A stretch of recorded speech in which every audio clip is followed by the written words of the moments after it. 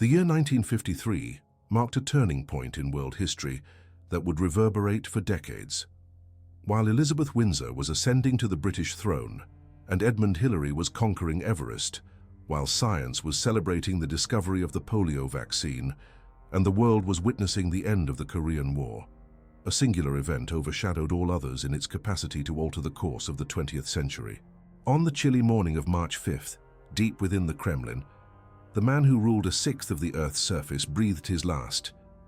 Iosif Vissarionovich Djougashvili, known worldwide as Stalin, the Vozhd, the supreme leader of the Soviet Union, died at the age of 74, leaving behind him a power vacuum that would radically transform the dynamics of the Cold War. The death of the Georgian dictator was not only the end of an era of terror and systematic repression, but the beginning of an epic battle for control of the planet's second-largest nuclear arsenal and for the leadership of the global communist movement. For almost 3 decades, Stalin had consolidated an absolute power that transcended the formal structures of the Soviet state, governing through fear, institutionalized paranoia, and a cult of personality that had elevated him to the status of an infallible demigod.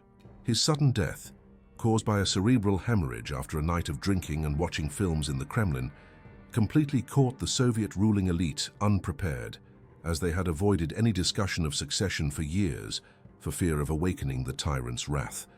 The official announcement of the death, made only the following day, triggered a wave of shock that propagated from the Siberian steppes to Western diplomatic halls. In the streets of Moscow, desperate crowds gathered to pay their last respects to the leader whom, paradoxically, many feared and venerated simultaneously. Stalin's body was displayed at the House of Unions for 3 days, attracting millions of Soviet citizens who faced miles-long queues in freezing temperatures. The chaos was so immense that over 100 people died in stampedes in the crowd heading to Red Square, where the body would be deposited in the mausoleum next to Lenin, symbolizing the revolutionary continuity that Stalin had always claimed for himself. However, behind the funereal theatricality and public displays of mourning, a silent war had already begun in the corridors of Soviet power.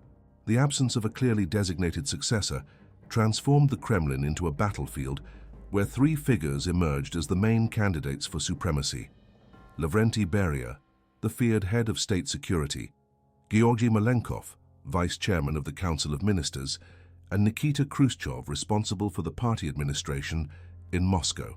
Each of these men represented a distinct faction of the Soviet state apparatus and possessed specific power bases that would make the succession struggle a complex and unpredictable process. Beria, the architect of many of Stalinism's worst atrocities, controlled the vast internal security network through the NKVD, which gave him an apparently decisive advantage in the dispute. His influence extended throughout the Soviet territory through a web of informants, secret agents, and forced labor camps that had been fundamental instruments of Stalinist control. Malenkov, in turn, had earned the trust of the armed forces through his supervision of strategic military projects, including the Soviet nuclear program, establishing crucial links with figures like the legendary Marshal Georgy Zhukov, a hero of World War II. Khrushchev, apparently the weakest of the 3, compensated for his position with a deep knowledge of the party bureaucracy and a network of loyalties cultivated over decades of work within the Communist Party structures. The initial distribution of power reflected this tripartite configuration. Beria took over the Ministry of Internal Affairs, consolidating his control over the security forces. Malenkov became chairman of the Council of Ministers, formally assuming the leadership of the government, and Khrushchev was named first secretary of the Communist Party, a position that Stalin had occupied and that, ironically, would be underestimated by Nikita's rivals. International observers, particularly in the West, bet that Beria would emerge as the new Soviet leader, given his privileged position in the repressive apparatus and his prominent presence at Stalin's funeral, where he shared with Malenkov the honor of carrying the dead dictator's coffin. The initial perception of Beria's supremacy seemed to be confirmed in the first weeks after Stalin's death, when the new Minister of Internal Affairs initiated a series of surprising reforms that signaled a possible change of course in Soviet politics. Against all expectations, the man who had been one of the main executors of the Stalinist purges began to implement a policy of liberalization that shocked both the ruling elite and the common population. In a dramatic reversal, Beria ordered the review of hundreds of thousands of criminal and political cases, resulting in the release of more than 1.3 million prisoners in a period of only a few weeks. This decision, announced on March 27th, represented a radical break with decades of systematic repression and signaled that the new Soviet leader was willing to abandon the most brutal methods of his predecessor. Among those released was Polina Zemchuzhina, wife of veteran leader Vyacheslav Molotov, who had been imprisoned in 1948 under the accusation of sympathizing with the creation of a Jewish territory in Crimea. Her release and reconciliation with her husband symbolized the end of an era of persecutions that had affected even the families of the ruling elite. Simultaneously, Beria suspended the proceedings related to the so-called Doctors' Plot, a supposed conspiracy of Jewish doctors to assassinate Soviet leaders that had been orchestrated by Stalin himself in his last years of life, and that many analysts considered the prelude to a new major purge. Beria's reforms also extended to foreign policy, an area where his proposals revealed a surprisingly pragmatic understanding of the challenges faced by the Soviet Union in the context of the Cold War. Recognizing that the break with Yugoslavia had weakened the Soviet position in the Balkans, Beria advocated for a reconciliation with Josip Broz Tito and the reintegration of the country into the socialist bloc. Even more controversial was his position regarding East Germany, which he considered an economic and strategic burden. Beria proposed negotiations with Western powers for the creation of a unified and neutral Germany, an idea that anticipated by decades the discussions that would eventually lead to German reunification. This pragmatic view of foreign policy reflected an understanding that the Soviet Union needed to reduce tensions with the West to concentrate resources on internal modernization and the improvement of the population's living conditions. However, these reform proposals, which might today be seen as progressive, were interpreted by his rivals as signs of weakness and betrayal of the fundamental principles of Soviet socialism. Khrushchev and Malenkov began to articulate a coalition against Beria, arguing that his policies represented a dangerous deviation from the revolutionary line established by Lenin and developed by Stalin. The campaign against Beria gained momentum when his rivals managed to persuade two key figures in the security apparatus, Ivan Serov and Sergei Kruglov, to abandon their loyalty to the chief. This defection was crucial because it deprived Beria of effective control over the troops of the Ministry of Internal Affairs and the Kremlin Guard, essential elements for any attempt to maintain power through force. Simultaneously, Marshal Zhukov, leveraging his immense popularity as a war hero, aligned himself with Beria's opponents, ensuring that the regular armed forces would also position themselves against the Minister of Internal Affairs should he attempt to resist. Beria's downfall was meticulously planned and executed with the precision of a military operation. On June 26, 1953, upon returning from a trip to East Germany, where he had tried to quell the protests that had erupted in East Berlin and other cities, Beria was summoned to an urgent meeting of the Council of Ministers. Unaware of the conspiracy being hatched against him, he attended unarmed and accompanied only by his usual escort. During the meeting, he was formally accused of treason, espionage in favor of the British services, and abuse of power. Ironically, the accusations mirrored the methods he himself had used against thousands of victims during the years of Stalinist terror. Beria's arrest was facilitated by the presence of military units commanded by Zhukov, which had been discreetly positioned at strategic points in Moscow to ensure the operation proceeded without resistance. The man who for decades had inspired terror in millions of Soviets found himself completely isolated, abandoned by his subordinates, and without any recourse to reverse his situation. In December of the same year, after a summary trial that lasted only a few days, Beria was executed, definitively ending the era of institutionalized terror that had characterized the Stalinist regime. The elimination of Beria radically transformed the dynamics of the power struggle, reducing the confrontation to a duel between two distinct visions of the Soviet future. On one side, Georgy Malenkov represented a technocratic current that prioritized economic modernization, the improvement of the population's living standards, and a more cautious foreign policy.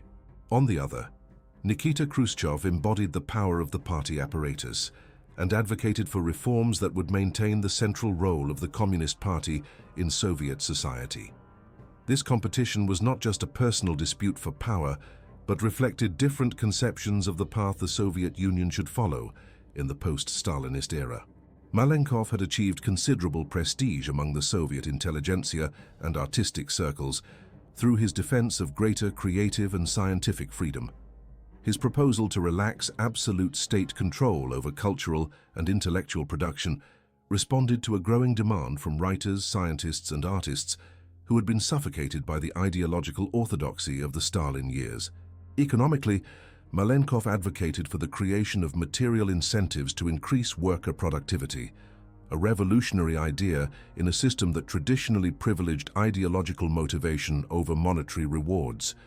His proposal to reduce taxes on rural workers in the kolkhozes aimed to improve living conditions in the countryside, while the decrease in the salaries of state and party bureaucracy signaled a commitment to reducing inequalities.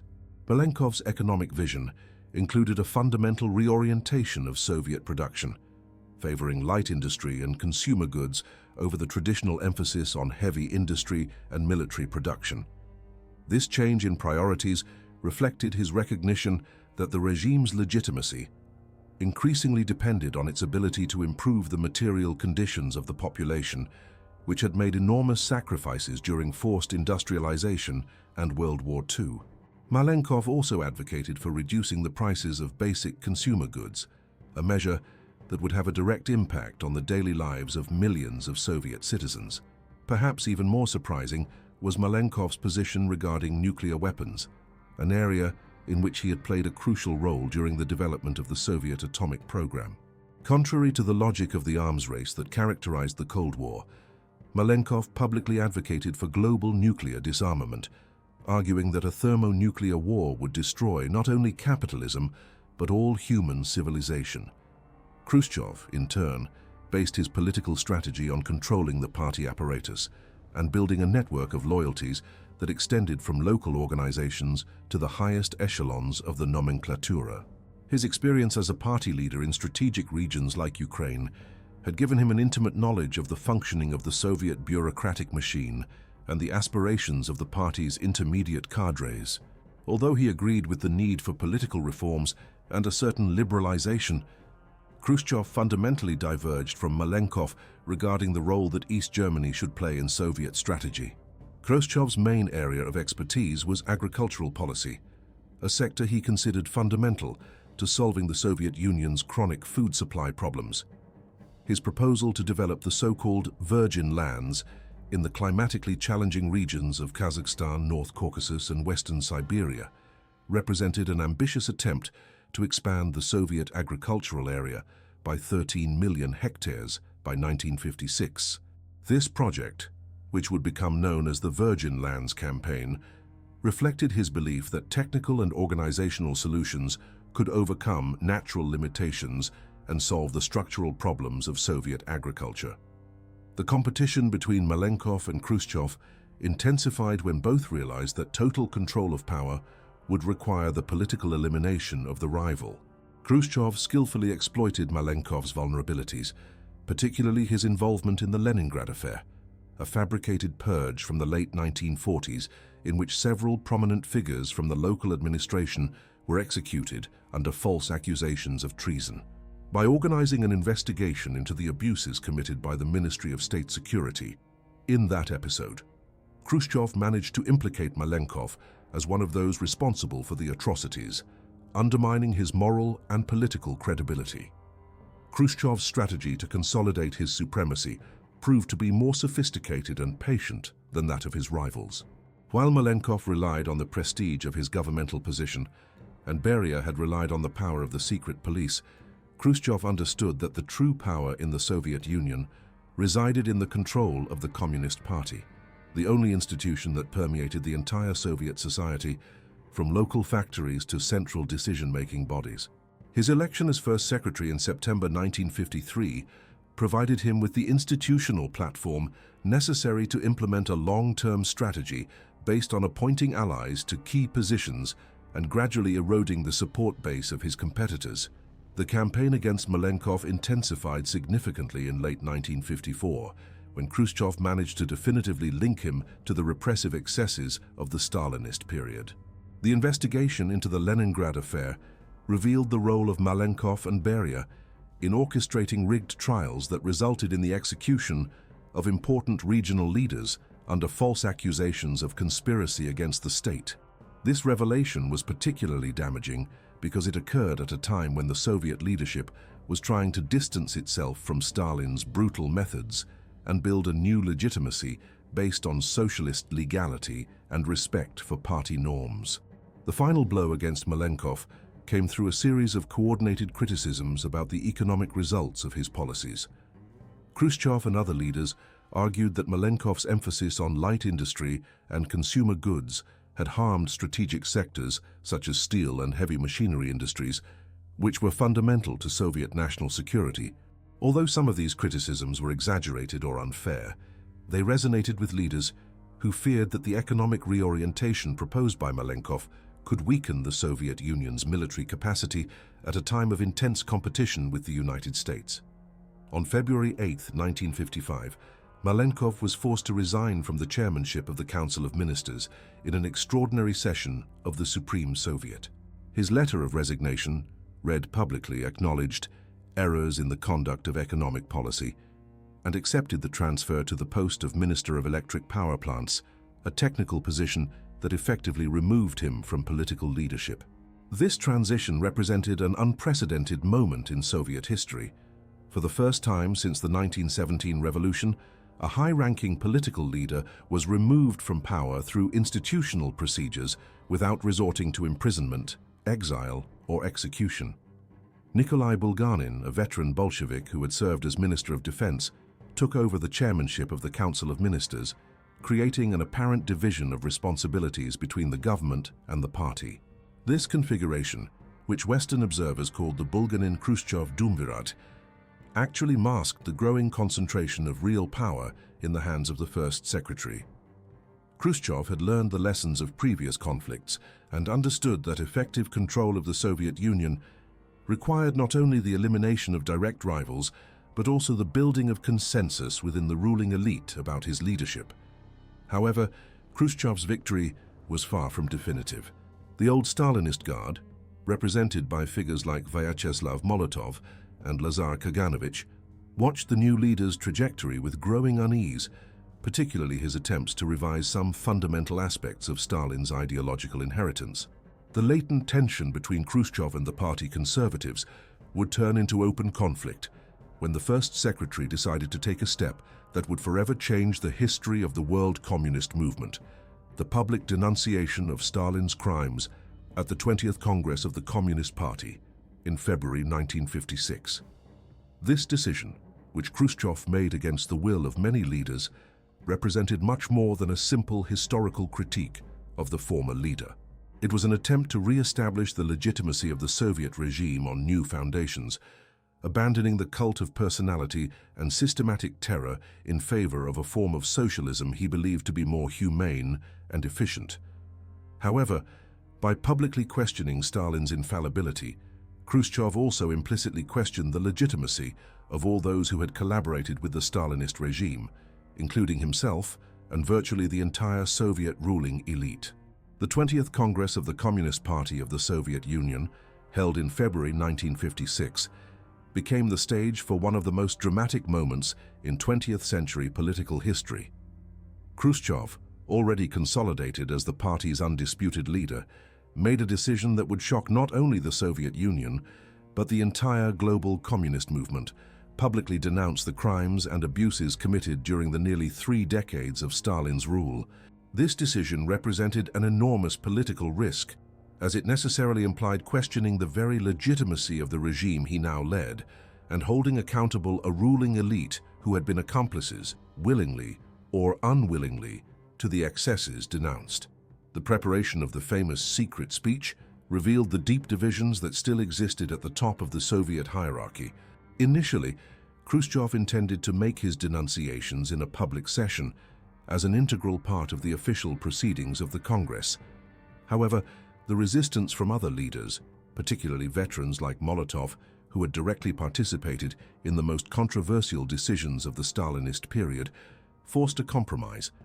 The speech would be delivered in a closed session only for Congress delegates, excluding journalists and foreign observers. This concession revealed both Khrushchev's determination and the political limitations he still faced. In the early hours of February 25th, after the formal conclusion of the Congress proceedings, Khrushchev summoned the delegates to an extraordinary session that would last 4 hours and forever change the perception of the Soviet past. Throughout that time, the First Secretary systematically and detailedly exposed the abuses committed by Stalin, from the purges of the 1930s to the mass deportations of entire peoples during and after World War II. Khrushchev revealed concrete data on the dimensions of the repression, including numbers of executions, arbitrary arrests, and the systematic elimination of leading cadres from the party itself and the armed forces.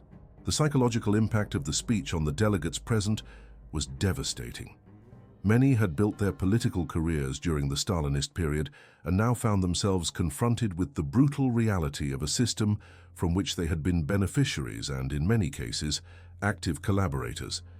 Contemporary accounts describe delegates feeling physically ill, others crying openly, and some questioning their own political biographies aloud. The cult of personality around Stalin had been so successful that even his closest collaborators found themselves unable to fully process the magnitude of the crimes revealed. Although officially secret, the content of the speech did not remain confined for long. Copies were distributed through the party hierarchy to regional and local organizations, allowing millions of Soviet communists to learn of the revelations. Internationally, the text quickly reached Western intelligence services and was published in full by American and European newspapers. This disclosure transformed what had been conceived as an internal debate of the communist movement into a global phenomenon that questioned the ideological foundations of the Cold War. The repercussions of Khrushchev's speech transcended the borders of the Soviet Union and provoked dramatic reactions throughout the socialist bloc. In China, Mao Zedong categorically rejected the denunciations against Stalin and initiated a process of ideological distance from Moscow that would eventually lead to the Sino-Soviet split. In North Korea and Albania, local leaders also refused any process of de-Stalinization, maintaining political systems based on the cult of personality and systematic repression. These divisions revealed that the world communist movement was not the monolithic bloc it appeared to be, but a fragile coalition of distinct national interests united only by common opposition to Western capitalism. In other countries of the socialist bloc, however, Khrushchev's revelations inspired reform and liberalization movements that directly challenged the authority of local regimes. In Poland, workers' protests in Poznan in June 1956 evolved into a political crisis that led to the rise of Władysław Gomułka, a reformist communist who had been imprisoned during the Stalinist period. In Hungary, demands for democratic reforms culminated in October 1956 with a popular revolution that temporarily removed the Communist Party from power and declared the country's neutrality in the Cold War, forcing a Soviet military intervention that cost thousands of lives and revealed the limits of Moscow's tolerance for political liberalization. Within the Soviet Union itself, reactions were complex and contradictory. In the big cities, particularly among the intelligentsia and the youth, the revelations were received with enthusiasm as the beginning of a new era of freedom and political honesty. Monuments and symbols of the Stalinist period were vandalized or removed, and a generation of writers, artists, and scientists began to explore themes that had been taboo for decades. However, in some regions, particularly in Stalin's native Georgia, the denunciations provoked violent protests from populations that still venerated the former leader. In Tbilisi, the Georgian capital, pro-Stalin demonstrations lasted 4 days and resulted in at least 20 deaths when Soviet troops intervened to restore order. Khrushchev's audacity in publicly exposing the crimes of Stalinism provided powerful ammunition for his internal opponents, who argued that his revelations were undermining the authority of the party and the Soviet state both domestically and internationally. Molotov, Malenkov, and Kaganovich, all veterans of the Stalinist period, who who felt personally threatened by the denunciations, began to articulate a systematic opposition to Khrushchev's policies. This resistance intensified in 1957, when the group, now reinforced by Prime Minister Bulganin, decided to attempt to remove Khrushchev from power through a political maneuver that almost succeeded in reversing all developments of the previous 4 years and restoring a modified version of Stalinism. The conspiracy against Khrushchev was carefully orchestrated to exploit a moment of political vulnerability. On June 18, 1957, taking advantage of the absence of several close allies of the First Secretary who were on missions abroad, the conspirators convened an extraordinary meeting of the Presidium with the aim of formally abolishing the post of First Secretary and demoting Khrushchev to the position of Minister of Agriculture. This maneuver represented much more than a simple change of leadership. It was an attempt to completely reverse the process of de-Stalinization and restore the authoritarian methods that had characterized Soviet governance in previous decades.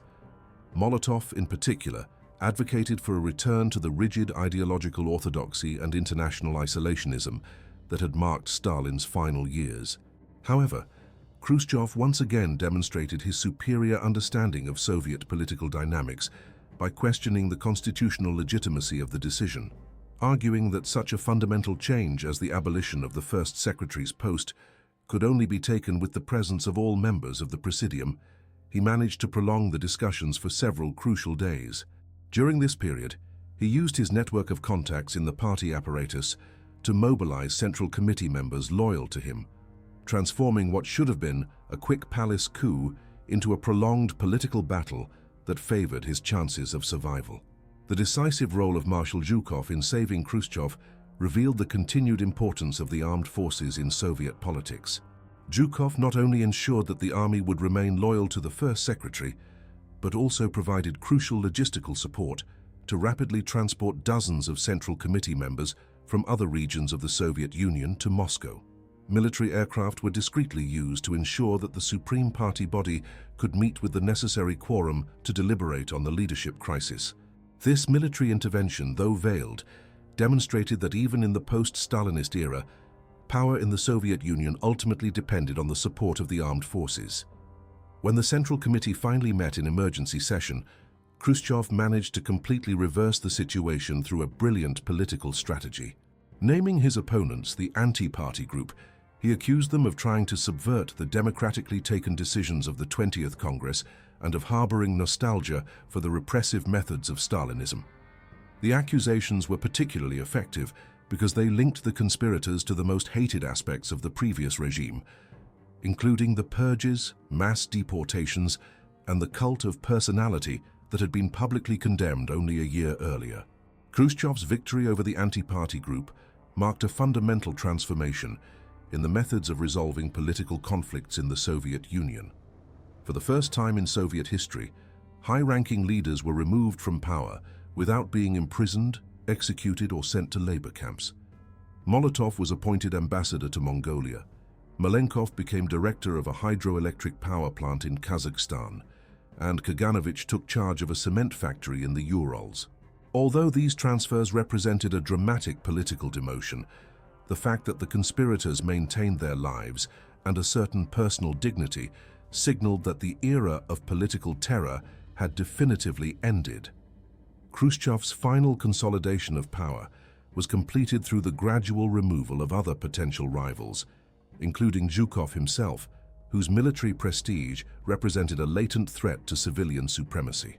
In October 1957, while the Marshal was visiting the Balkans, Khrushchev orchestrated his dismissal from the posts of Minister of Defense and member of the Presidium, using as a pretext allegations that Zhukov was developing Bonapartist tendencies and questioning party control over the armed forces. This move, although seemingly ungrateful given the crucial help Zhukov had provided months earlier, demonstrated that Khrushchev had learned the historical lessons about the dangers of allowing military figures to accumulate excessive political power. The era inaugurated by Stalin's death on March 5, 1953, represented much more than a simple change of leadership.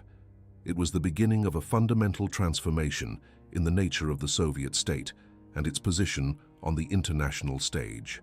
The period known as the thaw brought with it a significant liberalization of cultural and intellectual life, the improvement of relations with the non-socialist world, and the definitive abandonment of the methods of systematic terror that had characterized the previous decades.